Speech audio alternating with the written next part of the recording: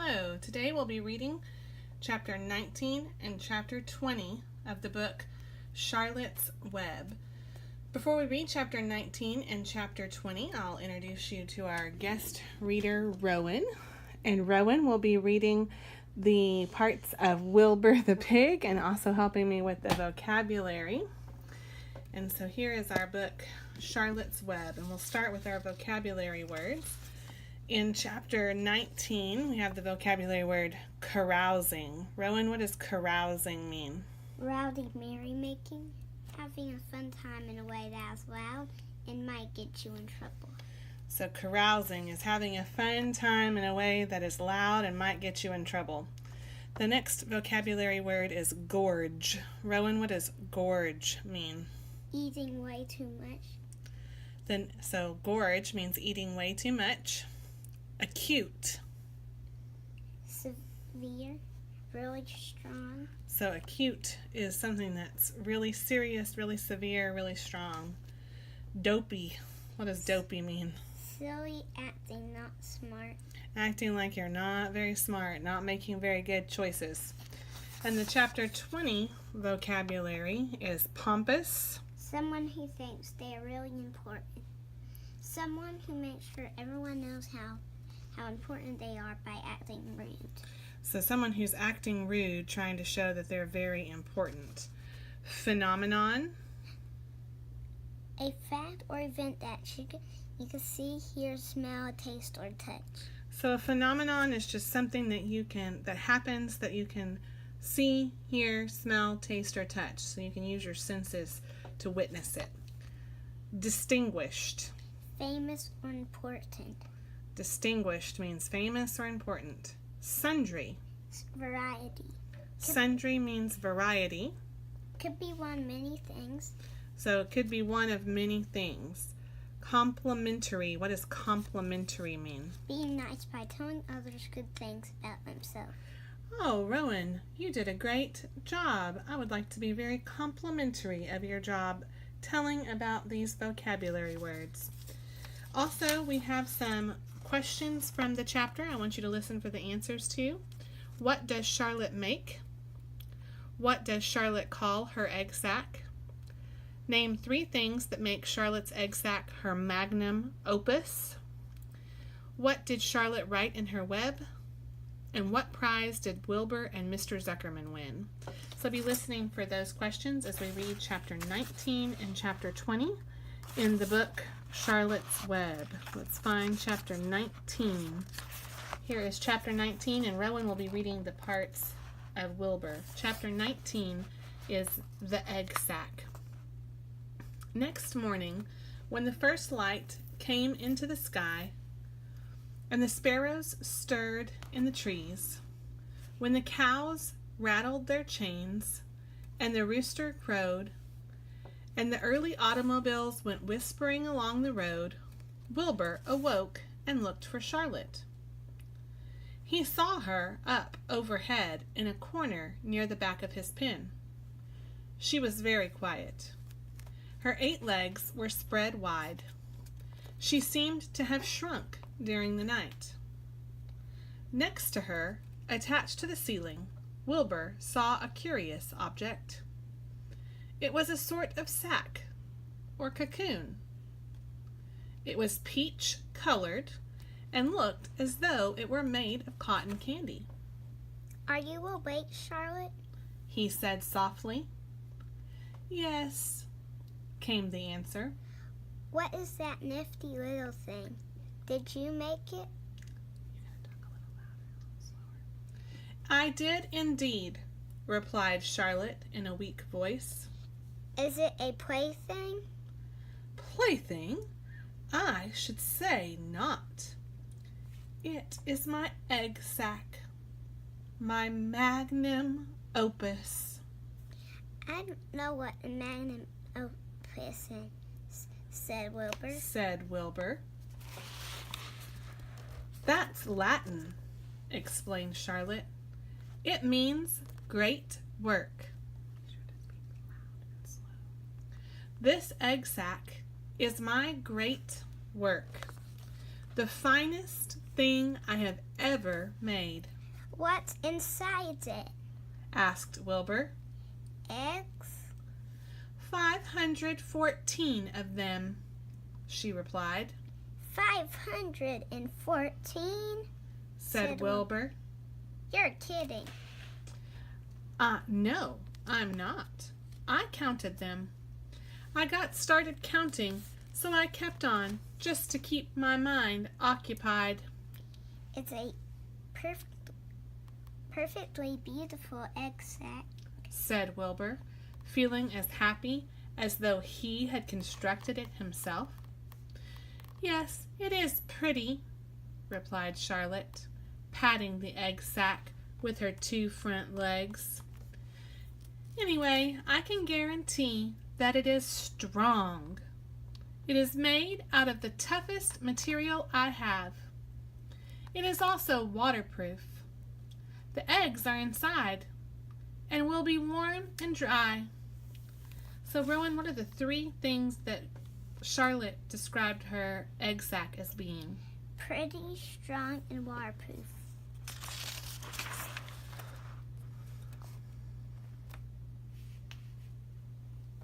Charlotte, said Wilbur dreamily. Are you really going to have 514 children? If nothing happens, yes, she said. Of course, they won't show up till next spring. Wilbur noticed that Charlotte's voice sounded sad. What makes you sound so downhearted? I should think. I should think you'd be terribly happy about this. Oh, don't pay any attention to me, said Charlotte.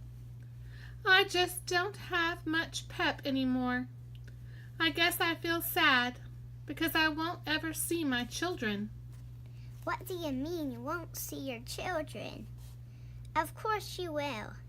We'll all see them. It's going to be simply wonderful next spring in the barn cellar with 514 baby spiders running around all over the place. And the geese will have a new set of goslings, and the sheep will have their new lambs. Maybe, said Charlotte quietly. However, I have this feeling that I'm not going to see the results of last night's efforts. I don't feel good at all. I think I'm languishing, to tell you the truth. Wilbur didn't understand the word languish, and he hated to bother Charlotte by asking her to explain, but he was so worried he felt he had to ask. What does languishing mean? It means I'm slowing up, feeling my age. I'm not young anymore, Wilbur. But I don't want you to worry about me. This is your big day today. Look at my web. Doesn't it show up well with the dew on it? Charlotte's web had never looked more beautiful than it looked this morning.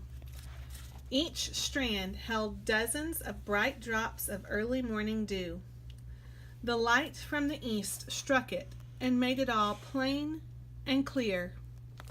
It was a perfect piece of designing and building. In another hour or 2, a steady stream of people would pass by, admiring it and reading it and looking at Wilbur and marveling at the miracle. We'd like to show you this real spider web with dew on it. They are beautiful and show up very well when they have dew on them. And that's from this book, the Usborne Book of Wild Animals. Charlotte's web had never looked more beautiful. As Wilbur was studying the web, a pair of whiskers and a sharp face appeared slowly. Templeton dragged himself across the pen and threw himself down in the corner. I'm back, he said in a husky voice. What a night! The rat was swollen to twice his normal size. His stomach was as big around as a jelly jar. What a night, he repeated hoarsely. What feasting and carousing. A real gorge. There's 2 of our vocabulary words. I must have eaten the remains of 30 lunches. Never have I seen such leavings, and everything well ripened and seasoned with the passage of time and the heat of the day. Oh, it was rich, my friends, rich. You ought to be ashamed of yourself, said Charlotte in disgust. It would serve you right if you had an acute attack of indigestion. There's another vocabulary word. Don't worry about my stomach, snarled Templeton. It can handle anything. And by the way, I've got some bad news. As I came past that pig next door, the one that calls himself Uncle, I noticed a blue tag on the front of his pen. That means he won first prize. I guess you're licked, Wilbur. You might as well relax.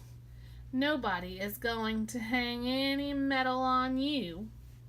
Furthermore, I wouldn't be surprised if Zuckerman changes his mind about you. Wait till he gets a hankering for some fresh pork and smoked ham and crisp bacon. He'll take the knife to you, my boy. Be still, Templeton, said Charlotte. You're too stuffed and bloated to know what you're saying. Don't pay any attention to him, Wilbur. Wilbur tried not to think about what the rat had just said. He decided to change the subject. Templeton, said Wilbur. If you weren't so dopey, you would have noticed that Charlotte had made an egg sac. She is going to become a mother. For your information, there are 514 eggs in that peachy little sack. Is this true? Asked the rat, eyeing the sack suspiciously. Yes, it's true, sighed Charlotte. Congratulations, murmured Templeton. This has been a night.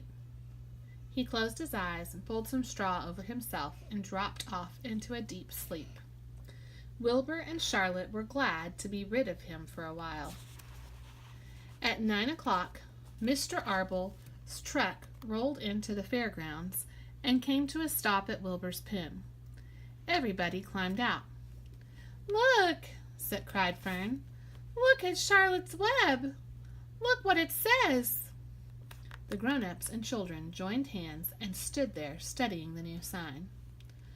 Humble, said Mr. Zuckerman. Now isn't that just the word for Wilbur? Everyone rejoiced to find that the miracle of the web had been repeated. Wilbur gazed up lovingly into their faces, and he looked very humble and very grateful. Fern winked at Charlotte. Lurvy soon got busy. He poured a bucket of warm slops into the trough, while Wilbur ate his breakfast. Lurvy scratched him gently with a smooth stick. Wait a minute, cried Avery. Look at this. He pointed to the blue tag on Uncle's pen. This pig has won first prize already. The Zuckermans and Arbels stared at the tag. Mrs. Zuckerman began to cry. Nobody said a word. They just stared at the tag. Then they stared at Uncle. Then they stared at the tag again. Lurvy took out an enormous handkerchief, and blew his nose very loud. So loud, in fact, that the noise was heard by stable boys all over at the horse barn. Can I have some money? Asked Fern. I want to go out to the Midway. You stay right where you are, said her mother. Tears came to Fern's eyes. "What's everybody crying about?" asked Mr. Zuckerman. "Let's get busy. Edith, bring the buttermilk." Mrs. Zuckerman wiped her eyes with a handkerchief, and she went to the truck and came back with a gallon jar of buttermilk. "Bath time," said Zuckerman cheerfully. He and Mrs. Zuckerman and Avery climbed into Wilbur's pen. Avery slowly poured buttermilk on Wilbur's head and back, and as it trickled down his sides and cheeks, Mr. and Mrs. Zuckerman rubbed it into his hair and skin. Passers-by stopped to watch. Pretty soon, quite a crowd had gathered. Wilbur grew beautifully white and smooth. The morning sun shone through his pink ears. "He isn't as big as that pig next door," remarked one bystander. "But he's cleaner. That's what I like." "So do I," said another man. "He's humble, too," said a woman reading the sign on the Webb. Everybody who visited the pig pen had a good word to say about Wilbur. Everyone admired the Webb, and of course nobody noticed Charlotte. Suddenly a voice was heard on the loudspeaker.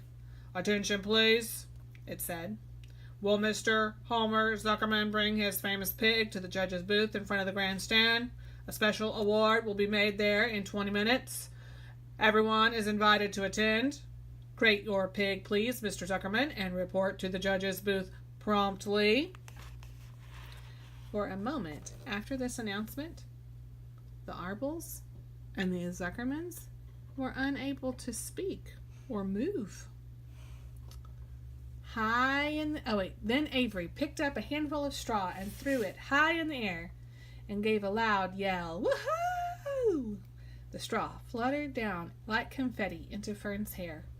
Mr. Zuckerman hugged Mrs. Zuckerman, and Mr. Arble kissed Mrs. Arble. It's very intimate. Avery kissed Wilbur. Lurvy shook hands with everyone. Fern hugged her mother. Avery hugged Fern. Mrs. Arble hugged Mrs. Zuckerman. Up overhead, in the shadows of the ceiling, Charlotte crouched unseen, her front legs encircling her egg sac. Her heart was not beating as strongly as usual, and she felt very weary and old. But she was sure at last that she had saved Wilbur's life, and she felt peaceful and contented. "We have no time to lose," shouted Mr. Zuckerman. "Lurvy, help with the crate." "Can I have some money?" asked Fern. "You wait," said Mrs. Arble. "Can't you see everybody is busy? Put that buttermilk jar in the truck." "Put that buttermilk jar in the truck," commanded Mr. Arble. Avery grabbed the jar and rushed to the truck. "Does my hair look all right?" asked Mrs. Zuckerman. "Looks fine," snapped Mr. Zuckerman, and he and Lurvy set the crate down in front of Wilbur. "You didn't even look at my hair," said Mrs. Zuckerman. "You're all right, Edith," said Mrs. Arble. "Just keep calm." Templeton, asleep in the straw, heard the commotion and awoke. He didn't know exactly what was going on, but when he saw the men shoving Wilbur into the crate, he made up his mind to go along. He watched his chance, and when no one was looking, he crept into the crate and buried himself in the straw at the bottom. All ready, boys!" cried Mr. Zuckerman. "Let's go!" He and Mr. Arble and Lurvy and Avery grabbed up the crate and boosted it up over the side of the pen and up into the truck. Fern jumped aboard and sat on top of the crate. She still had straw in her hair and looked pretty and excited. Mr. Arble started the motor. Everyone climbed in, and off they drove to the judge's booth in front of the grandstand. As they passed the Ferris wheel, Fern gazed up at it and wished she were in the topmost car with Henry Fussy by her side. Chapter 20. The Hour of Triumph. "Special announcement," said the loudspeaker in a pompous voice. There's another one of our vocabulary words, pompous. Someone who thinks they're really important. The management of the fair takes great pleasure in presenting Mr. Homer L. Zuckerman and his famous pig. The truck bearing this extraordinary animal is now approaching the infield. Kindly stand back and give the truck room to proceed.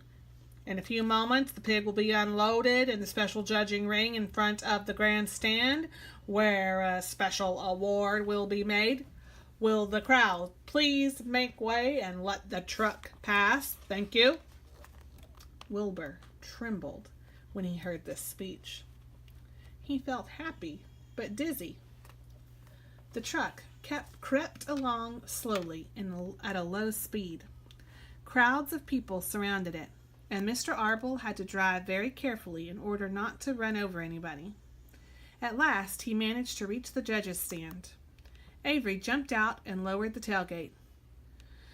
"I'm scared to death," whispered Mrs. Zuckerman. "Hundreds of people are looking at us." "Cheer up, Mrs. Arble. This is fun." "Unload your pig, please," said the loudspeaker. "All together now, boys," said Mr. Zuckerman. Several men stepped forward from the crowd to help lift the crate. Avery was the busiest helper of them all. "Tuck your shirt in, Avery," cried Mrs. Zuckerman. "And tighten your belt. Your pants are coming down." "Can't you see I'm busy?" replied Avery in disgust. "Look," cried Fern, pointing. "There's Henry." "Don't shout, Fern," said her mother, "and don't point." "Can't I please have some money?" asked Fern. "Henry invited me to go on the Ferris wheel again, only I don't think he has any money left. He ran out of money." Mrs. Arble opened her handbag. "Here," she said. "Here is 40 cents. Now don't get lost, and be back at our regular meeting place by the pig pen very soon." Fern raced off, ducking and dodging through the crowd in search of Henry. The Zuckerman pig is now being taken from the crate," boomed the voice of the loudspeaker. "Stand by for an announcement." Templeton crouched under the straw at the bottom of the crate. "What a lot of nonsense," muttered the rat. "What a lot of fuss about nothing." Over in the pig pen, silent and alone, Charlotte rested. Her 2 front legs embraced the egg sack.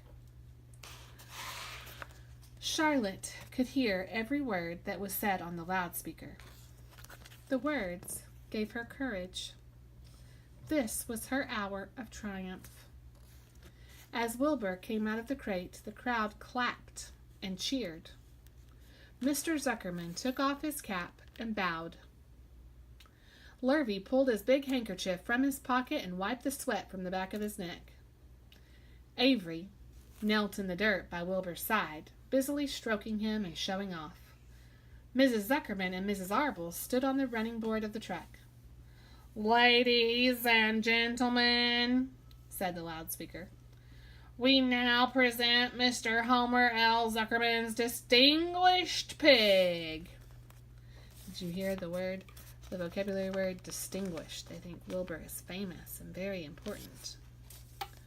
"The fame of this unique animal has spread to the far corners of the earth, attracting many valuable tourists to our state.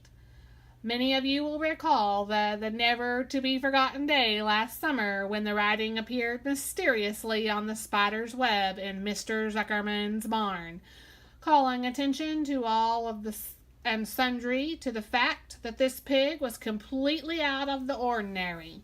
This miracle has never fully been explained, although learned men have visited the Zuckerman pig pen to study and observe the phenomenon." You hear another vocabulary word there, phenomenon, a fact or event that you can use your senses to look at.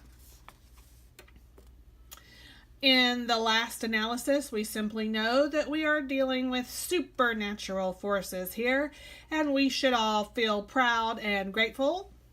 In the words of the spider's web, ladies and gentlemen, This is some pig. Wilbur blushed. He stood perfectly still and tried to look his best. This magnificent animal, continued the loudspeaker, is truly terrific.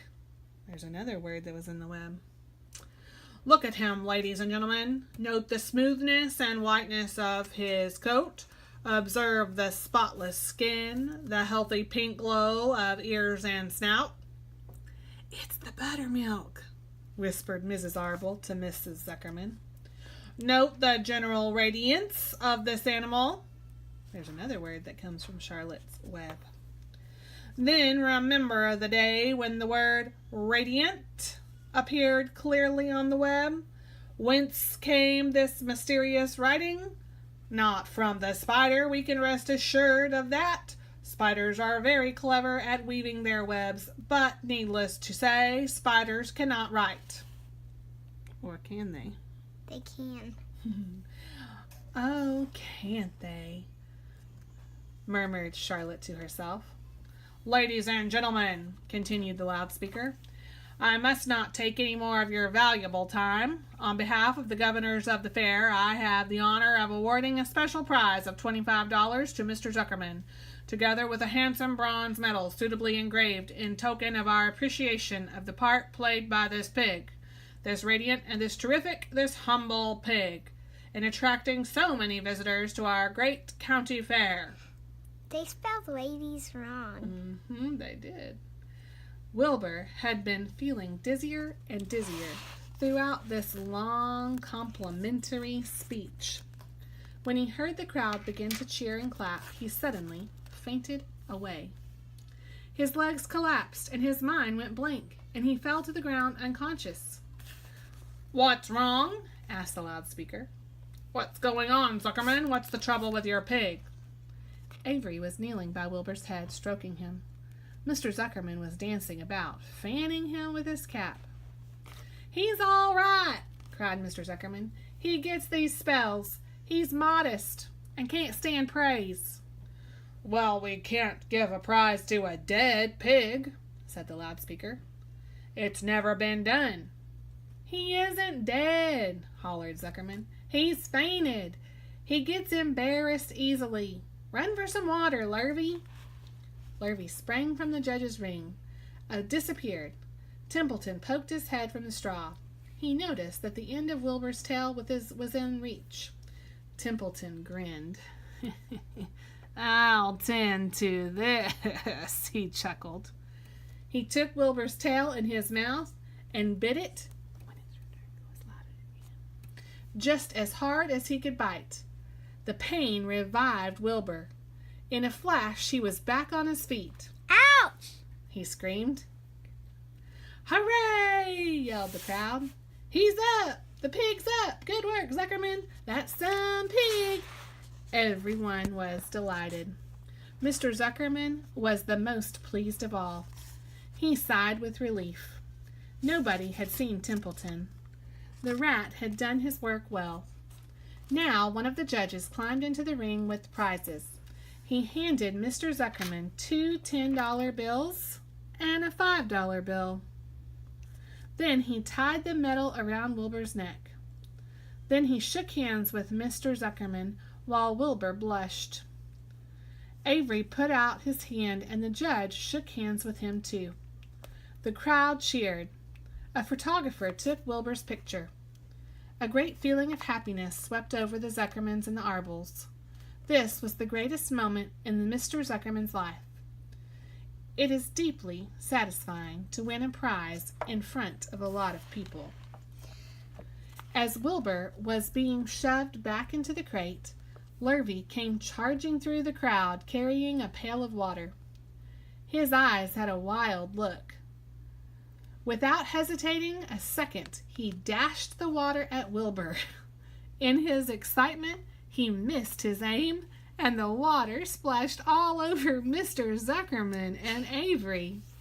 They got soaking wet. For goodness sake, bellowed Mr. Zuckerman, who was really drenched. What ails you, Lurvy? Can't you see the pig is all right? You asked for water, said Lurvy meekly. I didn't ask for a shower bath, said Mr. Zuckerman, and the crowd roared with laughter. Finally, Mr. Zuckerman had to laugh too, and of course, Avery was tickled to find himself so wet. And he immediately started to act like a clown. He pretended he was taking a shower bath. And he made faces and danced around and rubbed imaginary soap under his armpits. Then he dried himself with an imaginary towel. Avery, stop it, cried his mother. Stop showing off. But the crowd loved it. Avery heard nothing but the applause. He liked being in the clown ring, with everybody watching, in front of a grandstand. When he discovered there was still a little water left in the bottom of the pail, he raised the pail high into the air and dumped the water on himself and made faces. The children in the grandstand screamed with appreciation. At last, things calmed down. Wilbur was loaded into the truck. Avery was led from the ring by his mother and placed on the seat of the truck to dry off. The truck was driven by Mr. Arble, crawled slowly back to the pig pen. Avery's wet trousers made a big wet spot on the seat. And that's all of chapter 19 and 20 of the book Charlotte's Web. I hope that you were listening for all of our vocabulary words and that you were thinking about our comprehension questions as we read. Thank you for watching, and we'll hope that you'll come back for the last 2 chapters in the next video. And thank you to Rowan for doing such a great job with Wilbur's voice.